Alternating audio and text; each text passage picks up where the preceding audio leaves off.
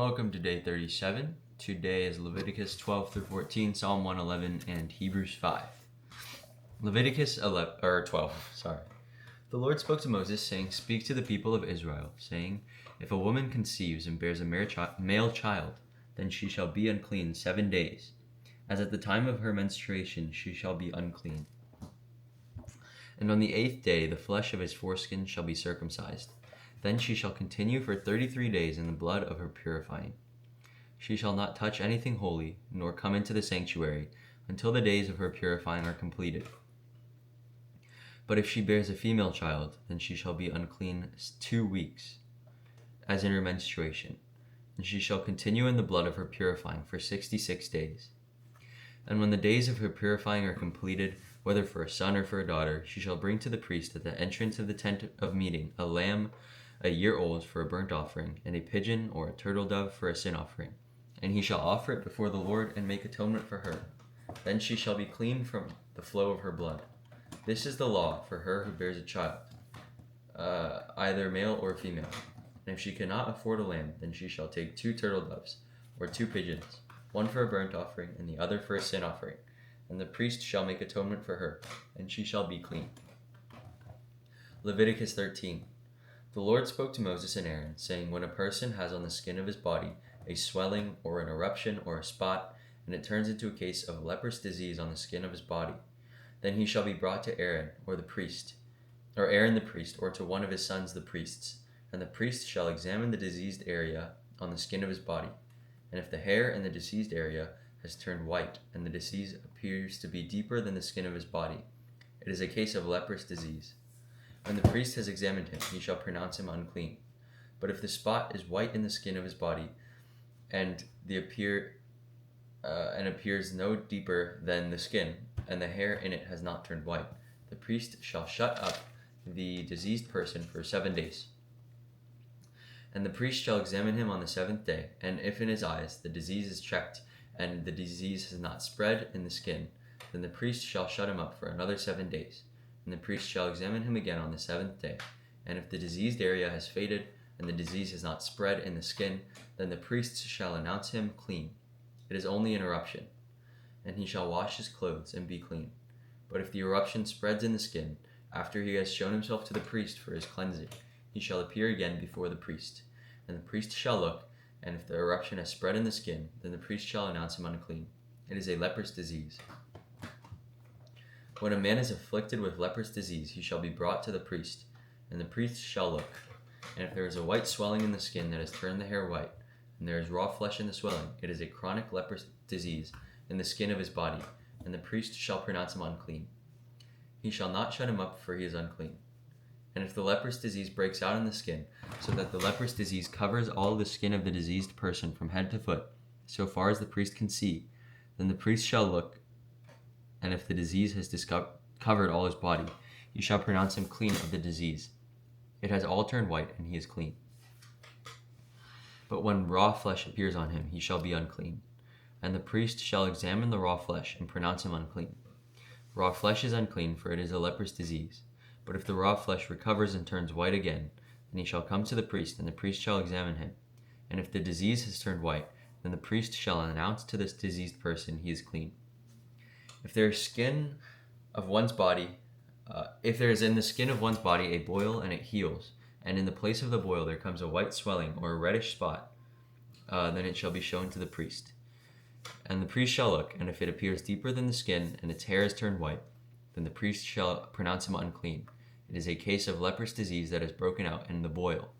But if the priest examines it and there is no white hair, and it is not deeper than the skin, but has faded, then the priest shall shut him up 7 days. And if it spreads in the skin, then the priest shall pronounce him unclean. It is a disease. But if the spot remains in one place and does not spread, it is the scar of the boil, and the priest shall pronounce him clean. Or when the body has a burn on its skin, and the raw flesh of the burn becomes a spot, reddish white or white, the priest shall examine it, and if the hair in the spot has turned white and appears deeper than the skin, then it is a leprous disease. It has broken out in the burn, and the priest shall pronounce him unclean. It is a case of leprous disease. But if the priest examines it, and there is no white hair in the spot, and it is no deeper than the skin, but has faded, the priest shall shut him up 7 days. And the priest shall examine him on the 7th day. If it is spreading in the skin, then the priest shall pronounce him unclean. It is a case of leprous disease. But if the spot remains in one place and does not spread in the skin, but has faded, it is a swelling from the burn, and the priest shall pronounce him clean, for it is the scar of the burn. When a man or woman has a disease on the head or the beard, the priest shall examine the disease, and if it appears deeper than the skin, and the hair in it is yellow and thin, and then the priest shall pronounce him unclean. It is an itch, a leprous disease of the head or the beard. And if the priest examines the itching disease, and it appears no deeper than the skin, and there is no black hair in it, then the priest shall shut the person up with the itching disease for 7 days. And on the 7th day the priest shall examine the disease. If the itch is not spread, and there is no yellow hair, and the itch appears to be no deeper than the skin, then he shall shave himself, but the itch shall not be shaved. And the priest shall shut the person up with the itching disease for another 7 days. And on the 7th day the priest shall examine the itch. And if the itch has not spread in the skin, and it appears to be no deeper than the skin, then the priest shall pronounce him clean, and he shall wash his clothes and be clean. But if the itch spreads in the skin after his cleansing, then the priest shall examine him. And if the itch has spread in the skin, the priest need not seek for the yellow hair. He is unclean.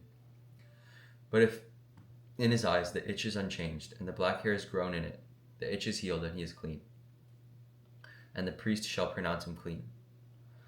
When a man or woman has spots on the skin of the body, white spots, the priest shall look.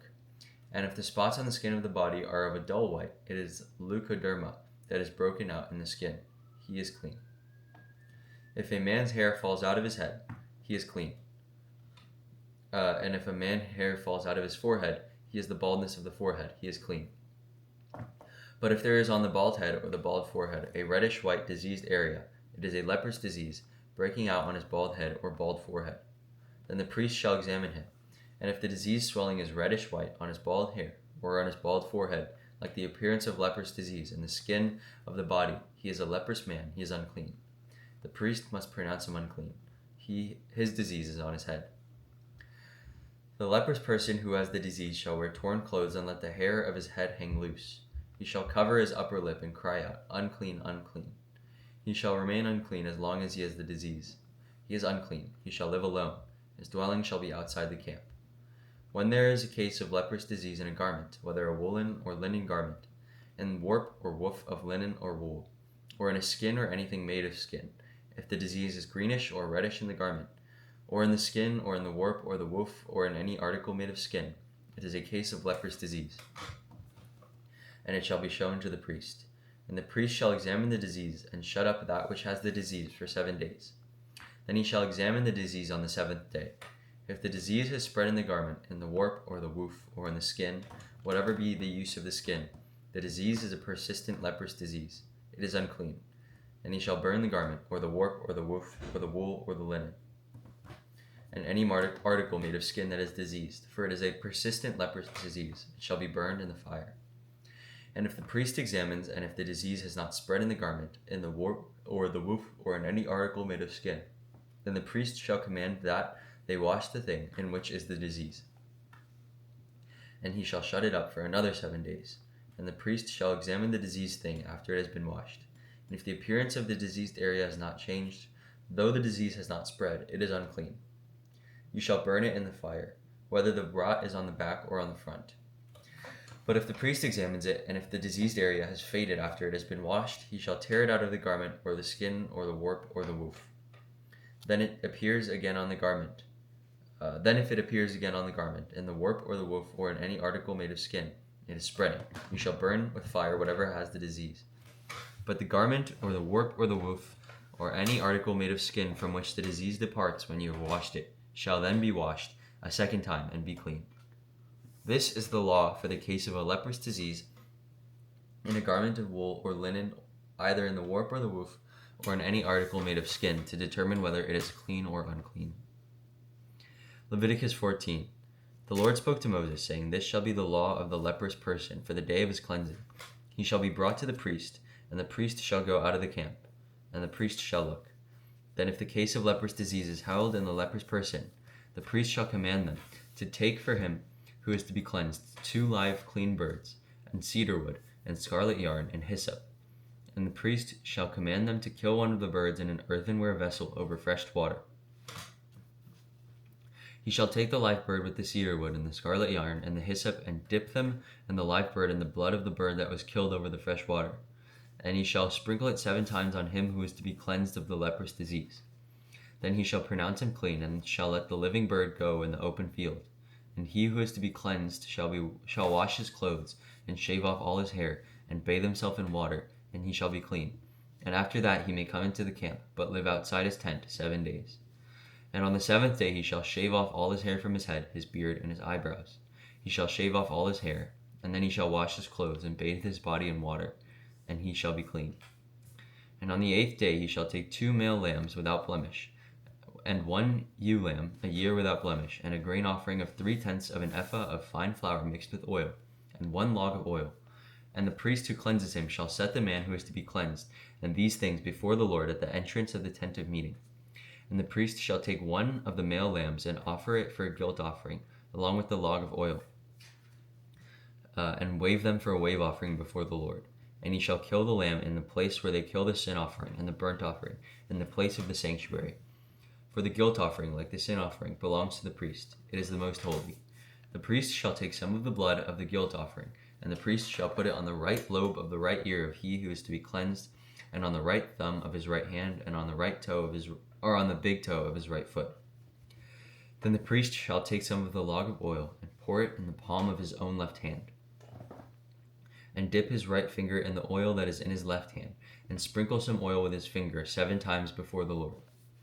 And some of the oil that remains in his hand the priest shall put on the lobe of the right ear of him who is to be cleansed, and on the thumb of his right hand, and on the big toe of his right foot, on top of the blood of the guilt offering. And the rest of the oil that is in the priest's hand he shall put on the head of him who is to be cleansed. Then the priest shall make atonement for him before the Lord. The priest shall offer the sin offering, to make atonement for him who is to be cleansed from his uncleanness. And afterward he shall kill the burnt offering.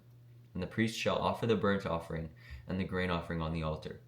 Thus the priest shall make atonement for him, and he shall be clean.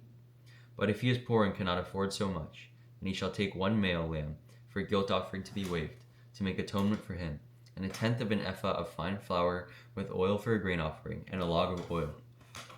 Also 2 turtle doves or 2 pigeons, whichever he can afford. The one shall be a sin offering, and the other a burnt offering. And on the 8th day he shall bring them for his cleansing to the priest, to the entrance of the tent of meeting before the Lord. And the priest shall take the lamb of the guilt offering and the log of oil. The priest shall wave them for a wave offering before the Lord. And he shall kill the lamb of the guilt offering. And the priest shall take some of the blood of the guilt offering and put it on the lobe of the right ear of him who is to be cleansed, and on the thumb of his right hand, and on the big toe of his right foot.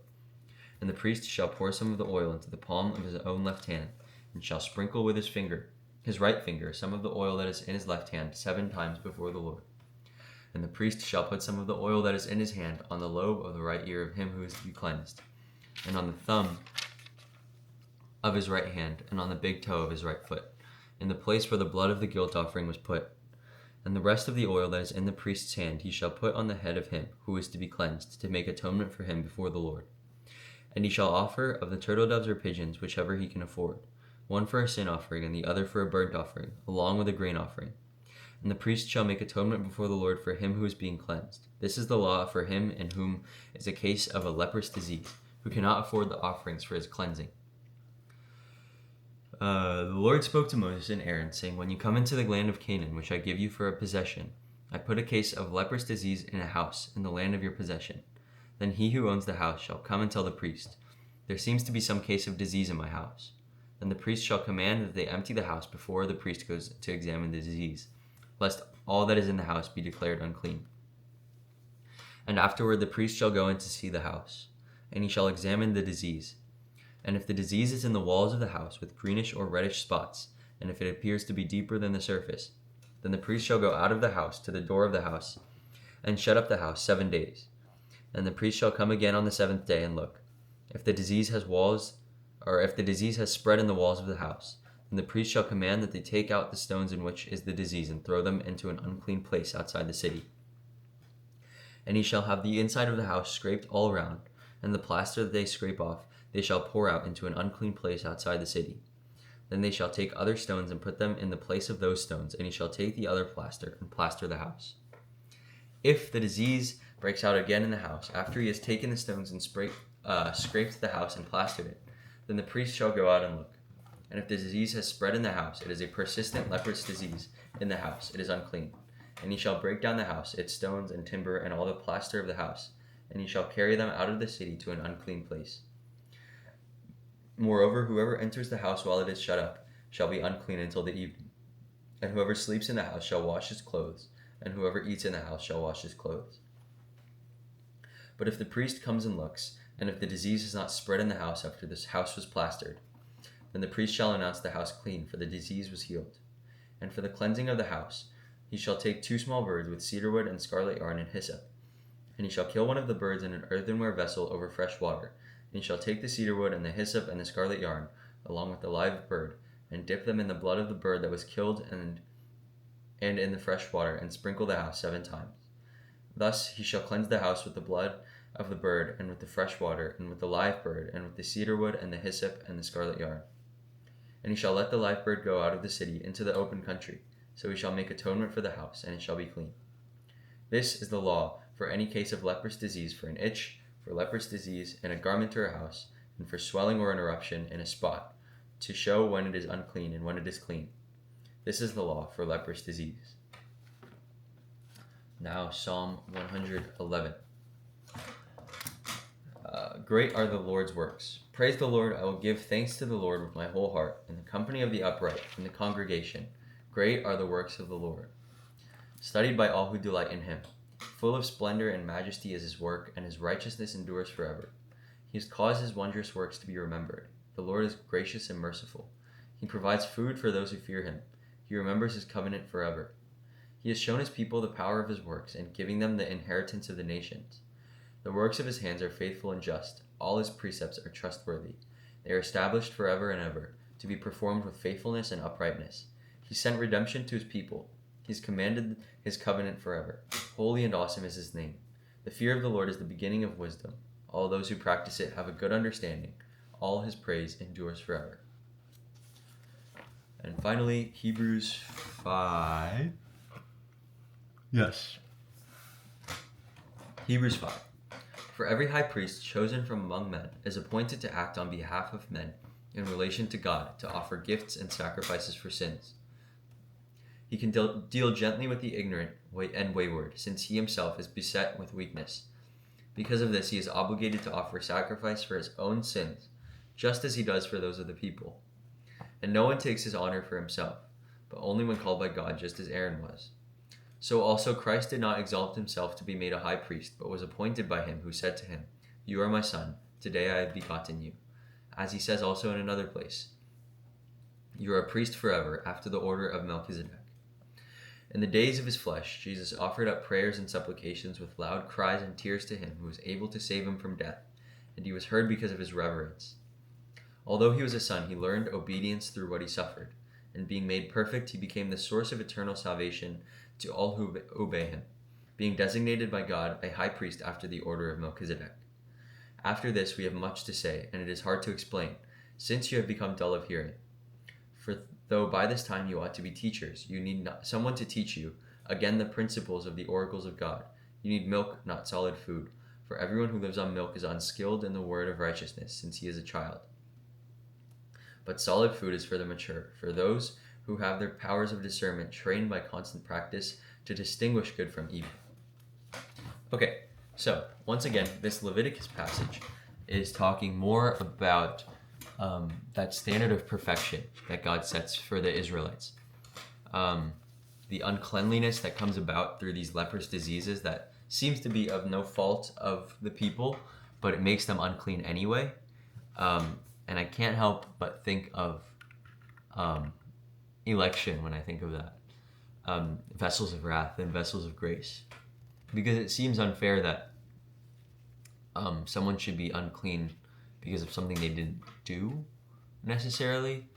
But it's not unfair because God says that this is the way that it is. And there's a way for them to become clean again. But yes, this is more about cleanliness and uncleanliness and holiness and examination. So there's these lepers that are basically untouchables, because if you touch them, you become unclean. But Jesus in the New Testament encounters a leper who falls on the ground, like begging to be made clean. And Jesus did not just examine the leper, but he actually touched him and spoke to him, that healed him. That is directly showing the difference between the old covenant and the new covenant, because Jesus touched a leper and healed him and forgave his sin, even though he was like unclean, right? And so that's kind of a little bit what Hebrews 5 is saying, that Jesus made himself on our level so that he might know, or it says, although he was a son, he learned obedience through what he suffered. But he was still perfect, and he was the perfect high priest, right? So the entire story in Leviticus and Hebrews in the New Covenant, but points forward to the Christ of the New Covenant.